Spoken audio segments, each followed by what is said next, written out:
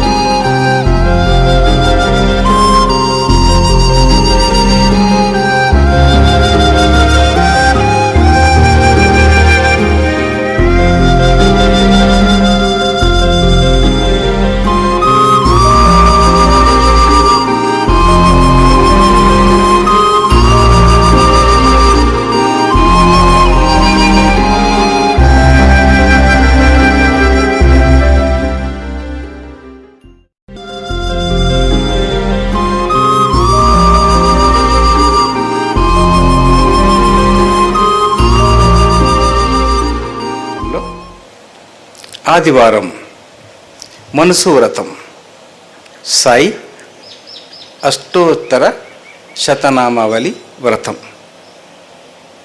అదేముంటుంది? Simple. ఓం శ్రీ సాయినాథాయ నమః, ఓం శ్రీ సాయి లక్ష్మీ నారాయణ నమః, ఓం శ్రీ సాయి కృష్ణ శివమారుత్యాది రూపాయ నమః, ఓం శ్రీ సాయి శేషాయనే నమః. ఈ రకంగా చదువుకుంటూ 108 నామాలు ఉచ్చరిస్తే చక్కగా శ్రీటీశ్వరుడు కలుతాడు. కదిలి ఏమి కావాలో దిస్తాడు. ఆదివారం మనసు గురించి మనసు వ్రతం, సోమవారం కంటి వ్రతం. సోమవారం కంటి వ్రతం. చెట్టు, మర్రి చెట్టు లేక రాగి చెట్టు పూజించడం, నైవేద్యం సమర్పించడం, బాబా మందిరానికి వెళ్ళడం, లేక బాబాని ఇంట్లో ఫోటో పెట్టుకొని కూర్చొని బాగా ఆయన ప్రార్థించడం, ఆయన గంధాన్ని చదవడం. సోమవారం అందరికి ఆఫీసులు ఉంటాయి కదా, చాలా లీజర్గా ఉంటాడు బాబా. ఆ సమయంలో పొద్దున కానీ సాయంత్రం కానీ ఆఫ్టర్ వర్కింగ్ అవర్స్. 14 ఏళ్ల వయసులో షిరిడీలో యాప చెట్టు కింద, ఓ తుమ్మ చెట్టు కింద కనబడ్డాడు బాబా. తర్వాత అక్కడి నుంచి మాయమైపోయాడు. వెళ్ళిపోకముందు పుట్టు గుడ్డివానికి నేలని మీద చెయ్యి రాసి మట్టి తీసుకొని కళ్ళకు పెట్టాడు. కళ్ళు వచ్చాయి. బాలచంద్ర, అన్నప్ప, కపాడే. దాంతో నేను గంతులేస్తున్నాడు. 10 మందికి చెప్తాడని దీంట్లో అక్కడి నుంచి బాబా మాయమైపోయాడు. ఎంత వెతికినా ఎవరు వెతికినా కనబడలేదు. గుడ్డి వ్యక్తికి చెప్పాడు, జాగ్రత్త, నీ కళ్ళు ఉండాలంటే నేనేం చేయలేదు, ఇప్పుడే దైవం వచ్చిండు, చేశాడు, వెళ్ళిపోయాడు, నాకేం తెలియదు. అని చెప్పి వెళ్ళాడట.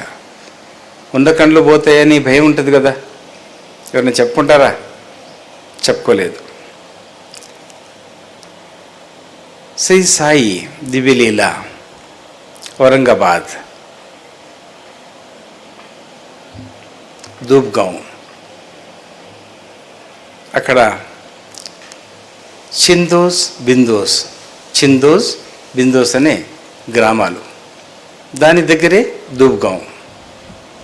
కావేరీ నది, ఆ మధ్య నుంచి కావేరీ నది, చక్కటి నది ప్రవహిస్తుంది. అక్కడ ఒక మామిడి చెట్టు ఉంది, బలమైన మామిడి చెట్టు అక్కడ ఉంది. ఆ చెట్టు కింద ఒక పిచ్చివాడు కూర్చున్నాడు. ఆ పిచ్చివాడిని చూశాడు చాంద్భాయ్ పటేల్. గుర్రం జీను మోస్తున్నాడు. 3 నెలలు ఆయన గుర్రం వెళ్ళిపోయింది, ఎక్కడో తప్పిపోయింది. అన్ని జాగాలు వెతికారు, లాభం లేకపోయింది.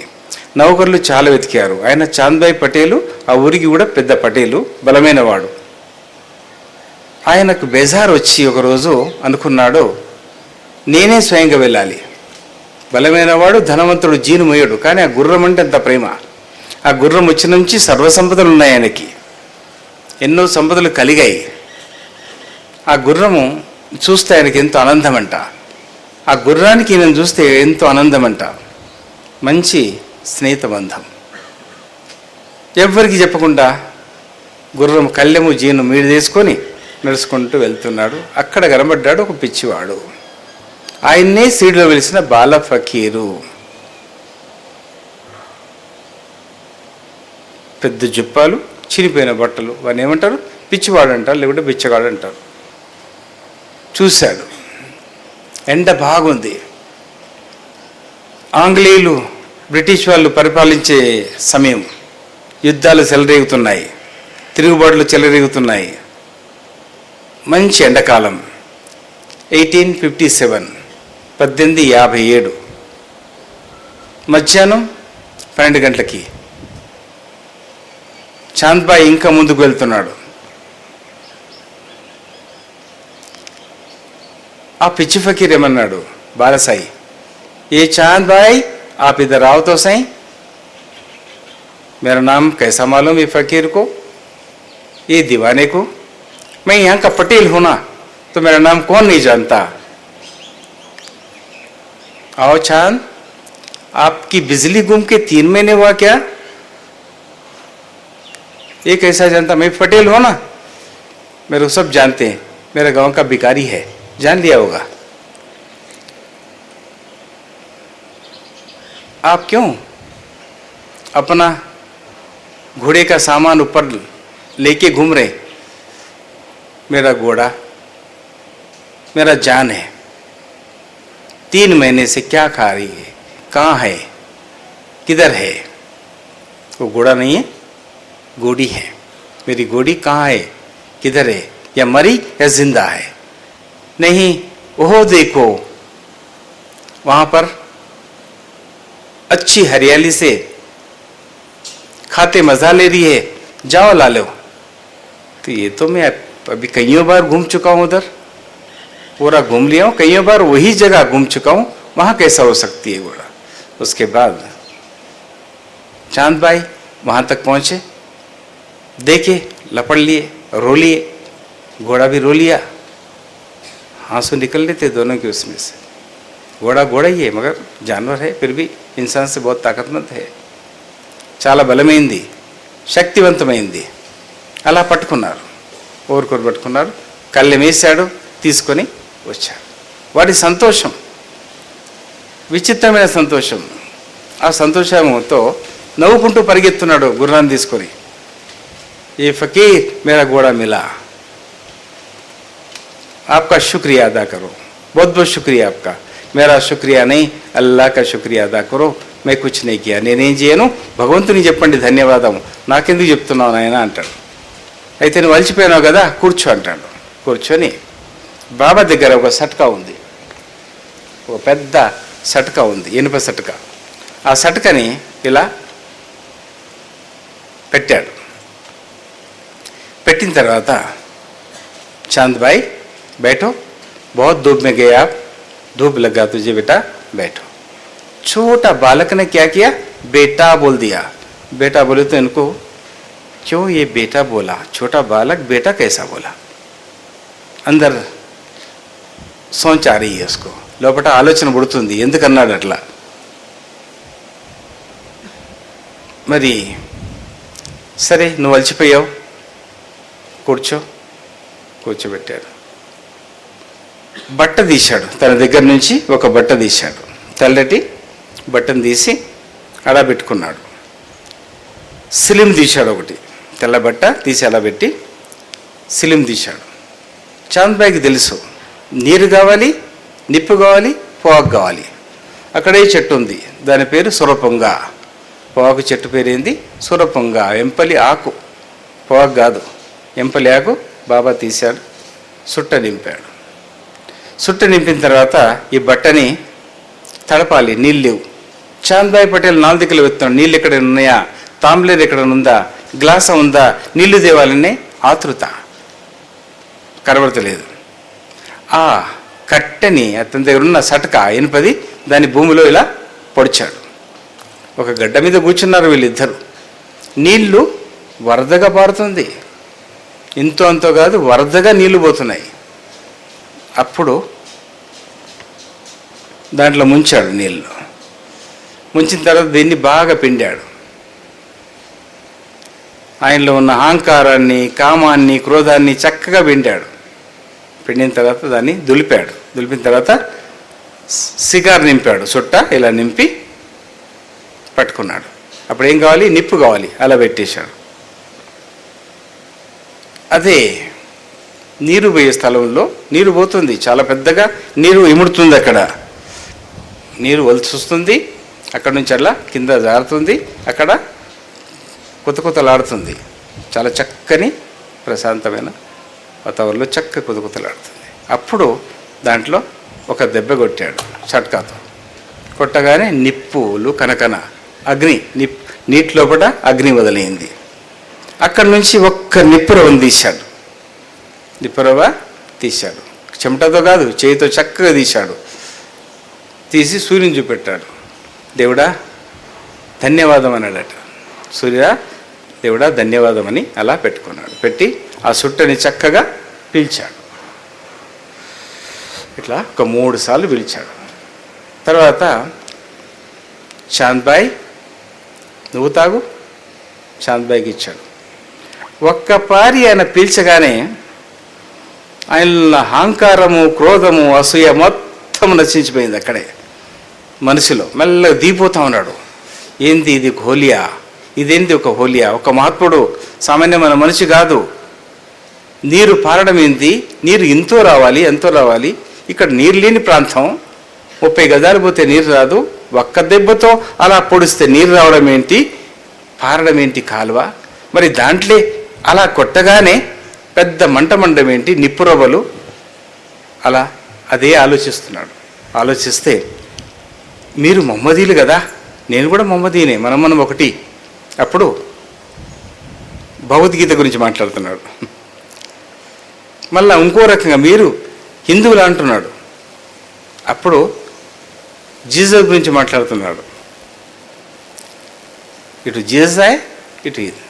తర్వాత మళ్ళా హిందువా అని అంటున్నాడు. ఖురాన్ గురించి మాట్లాడుతున్నాడు. అసలు ఆయనకు మనసు పనిచేస్తలేదు, ఆయన మైండ్ కూడా పనిచేస్తలేదు. బాబా అనవసరంగా నేను హిందూ ముసల్మాన్ చక్కర్లు వెళ్ళాను, నన్ను క్షమించండి అని బాబా అని తన నోటితోటి వెళ్ళింది. ఫకీర్ని, హొలియాని వీళ్ళందరినీ బాబా మహాత్ముడా అని అంటారు. అలా అన్నాడు. అన్నాక సాక్షాత్ మహావిష్ణుగా ఆయన చక్కని దర్శనం ఇచ్చాడు. ఆ దర్శనం చూశాడు. ఆయన మహమ్మదీయుడు, విష్ణు తెలియదు. ఇదేందో అనుకున్నాడు పొత్ల. మళ్ళీ ఆడికెళ్ళి ఇంకొకటి శబ్దం వచ్చింది, ఒక మక్కా మస్జిద్ లాగా వచ్చి అల్లాహు అక్బర్ అన్నట్టు మంచి శబ్దం వస్తుంది. అయితే నాకేం అర్థమైతే లేదు, నాకు ఆలోచనకి ఏం తెరతలేదు. ఏది ఏమైనా సరే ఈ మార్పును నా ఇంట్లో ఉండాలి అనుకున్నాను లోపట. అప్పుడు అన్నాడు, చాంద్ నువ్వు తీసుకుపోవాలంటే నీ మనసులో బంధించి తీసుకెళ్ళు, నా శరీరాన్ని తీసుకెళ్తావు అనుకుంటున్నావా? అయితే అనుకున్న మాట లోపట బయటపడ్డది. అప్పుడు బాబా, ఓ మహాత్మా, ఓ ఫకీర్, ఏ పైగంబర్, దయచేసి ఏమనుకోవద్దు. నా ఇంట్లో కనీసం ఒక్క 2 రోజులు కానీ 5 రోజులు కానీ ఉంటే నాకు సంతోషపడతా, నేను మా వెంబడి రండి. అప్పుడు అన్నాడు, సరే ఫకీర్ని నేను, బిచ్చగారిని నేను, ఎక్కడ నాకు సమయం దొరికిందంటే ఎవరన్నా పిలిచారంటే వాళ్ళ ఇంటికి వెళ్ళిపోతాను, సమయం దొరికితే వెళ్తాను, లేకుంటే ఉండిపోతాను, పదండి అని ఆయన వెంబడి కలిసి గుర్రంతో దాంతో కలిసి ఇద్దరు చక్కగా మాట్లాడుకుంటా వెళ్ళిపోయారు. సింతోస్ బింతోస్ అనే గ్రామాలు దాటి అక్కడ చాంద్బాయి గ్రామానికి వెళ్ళారు, దుబ్గాం. వెళ్ళిన తర్వాత అప్పుడు చెప్పారు, బాబా నా గురించి ఎక్కువ పొగడకు, నేనేం చేయలేదు, పరమాత్ముడు చేశాడు. గంగాదేవి నీరిచ్చింది, కావేరీ నది మా నీరిచ్చింది, సూర్యుడు నాకు నిప్పిచ్చాడు, నేను నిమిత్త మాత్రుని, నా గురించి ఎక్కువ చెప్పకు, ఏమీ చెప్పుకోనలేదు, నా గురించి ఎక్కువ చెప్పుకోనాడు. అలా తీసుకెళ్లారు. ఆయన సంతోషానికి అంతు లేదు. చాంద్బాయి పటేల్ సంతోషానికి అంతు లేదు. చాలా ఆ ఊర్లంతా పండుగలాగా జరుపుకున్నాడు ఆయన. కొద్ది దినాలు బాబా అక్కడ ఉన్నాడు చక్కగా. చాలా సంతోషపడ్డారు ఊరు ప్రజలంతా. ఒక్క అవతార పురుషుడు వచ్చిండు అనుకున్నారు, ఓ సద్గురు అవతరించాడు అనుకున్నారు. అరబీ వాళ్ళకి ఇస్లాం ప్రకారంగా తెలియనప్పుడు వేరే వాళ్ళని అడుక్కున్నారు, అవతార పురుషుడు సద్గురు అవతరించాడు అనుకున్నాడు. అలా వచ్చి కూర్చున్నారు, చూస్తున్నారు, పాద నమస్కారాలు చేస్తున్నారు. ఒక్కరోజు వాళ్ళ చాంద్బాయి మేనల్లుడి పెళ్ళి అయ్యేది ఉంది షిరిడీలో. బాబా బాబా ఒక శుభవార్త, మీరు ఏమనుకోకపోతే, మేము మా బండ్లు ఎన్నో బండ్లు పోతున్నాయి, ఎడ్ల బండ్లు గుర్రం బండ్లు పోతున్నాయి, మీరు నా గుర్రం బండి మీద ఎక్కితే నేను సంతోషపడతా, లేకుంటే ఎడ్ల బండి మీద ఎక్కినా సంతోషపడతా, నేను షిరిడి, ఓహో నేను అక్కడే పోవాలి, నన్ను పరిచయం చేస్తావా, అహో పరిచయం చేయడానికి నీ గుర్రం పోయిందా, నన్ను తిరిగి పరిచయం చేయడానికి నీ గుర్రం పోయిందా, మళ్ళీ గుర్రం దొరికిందా, నన్ను పరిచయం చేస్తావా అని అన్నాడు. అయితే పర్లేదు, షిరిడిలో నీ మూలంగా నా పరిచయం అవుతుందిలే అని అనుకున్నానంట. బాబా ఏమంటున్నారు మీరు, ఏంలే ఏమో గునుగుతున్నారు కదా, నీ మూలంగా నా పరిచయం అవుతుంది అనుకున్నా అంటాడు. అయితే బండ్లు సిద్ధం చేసుకున్నారు, పెళ్లి వాళ్ళు బాజా బయలు పెట్టుకున్నారు. సాయి నడుచుకుంటూ వెళ్తున్నాడు. ఎందుకు కూర్చోవాళ్ళే, నాకు నడకంటే ఇష్టం, బండి నడుస్తున్నాడు.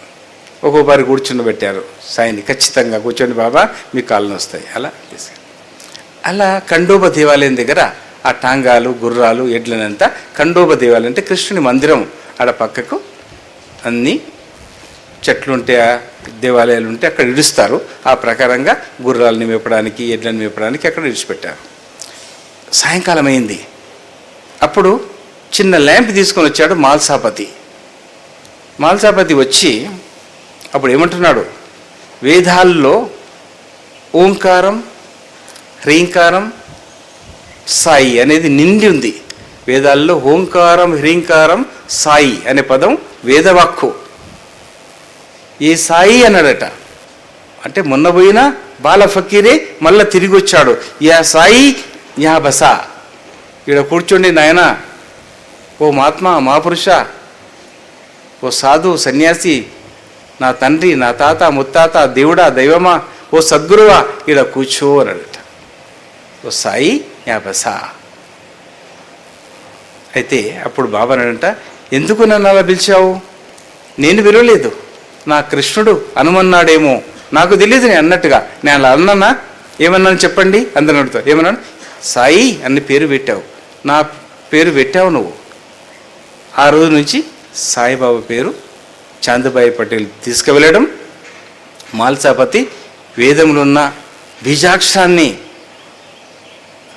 సాయి అలా టాంగాల నుంచి దింగాలనే కందిలతో చూసి, సాయి అక్కడ ఎందుకు కూర్చుంటారో ఇక్కడ కూర్చుండని కూర్చోబెట్టారు. అప్పటి నుంచి సాయిబాబా పేరు అలా మొదలైంది. సాయి అన్నారు హిందువులు, బాబా అని మొహమ్మదీన్ అన్నారు. ఆ ప్రకారంగా అక్కడ షిరిడీలో బాబా ఉండిపోయాడు, మళ్ళా ఎక్కడా వెళ్ళలేదు. ఏ గ్రామానికైనా వెళ్ళినా నీమ్గాం అనే గ్రామం ఒకటి, ఇంకో పక్కన 2-3 గ్రామాలని దగ్గర అక్కడ వెళ్ళేవాడు. బాబా అప్పటి నుంచి ఆయన జీవితం ఉన్నంత వరకు ఎక్కడా కదలలేదు, షిరిడీలోనే ఉండిపోయాడు. మరి ఈ మహాత్ముని చరిత్ర సోమవారం వినడం, నైవేద్యం సమర్పించడం, మర్రి చెట్టుకు సమర్పించి అష్టోత్తర వ్రతం కంటి వ్రతం చేయాలి. ఆదివారం మనసు వ్రతం, సోమవారం కంటి వ్రతం. మంగళవారం వ్రతం గురించి మళ్ళీ రాబోయే సత్సంగంలో తెలుసుకుందాం. జుట్టు రాలుతోందని బాధపడుతున్నారా? చుండ్రు కూడానా? మీ జుట్టు నెరుస్తోందా? అయితే మీ సమస్యలన్నిటికీ ఒకటే పరిష్కారం. శ్రీ సాయి ఫార్మస్యూటికల్స్ వారి సెరీన్ ఆయిల్ ఎస్ ఆయుర్వేద వనమూలికలతో తయారైన ఉత్తమ సుగంధ తైలం. తలనొప్పి, జుట్టు రాలుట, కళ్ళు మంటలు, చుండ్రు, జుట్టు నెరుపు అరికట్టి మానసిక ఒత్తిడి, అధిక వేడిని దూరం చేసి మీ జుట్టు ఒత్తుగా, పొడవుగా, నల్లగా, నిగనిగలాడేలా చేస్తుంది సెరీన్ ఆయిల్ ఎస్. జ్ఞాపక శక్తిని పెంచి మెదడుకు చల్లదనాన్ని అందిస్తుంది సెరీన్ ఆయిల్ ఎస్. ఎల్లప్పుడూ వాడండి సెరీన్ ఆయిల్ ఎస్. మీ కురులకు సరైన పోషణ. सर्वेषां स्वस्तिर्भवतु, सर्वेषां स्वस्तिर्भवतु, सर्वेषां शान्तिर्भवतु.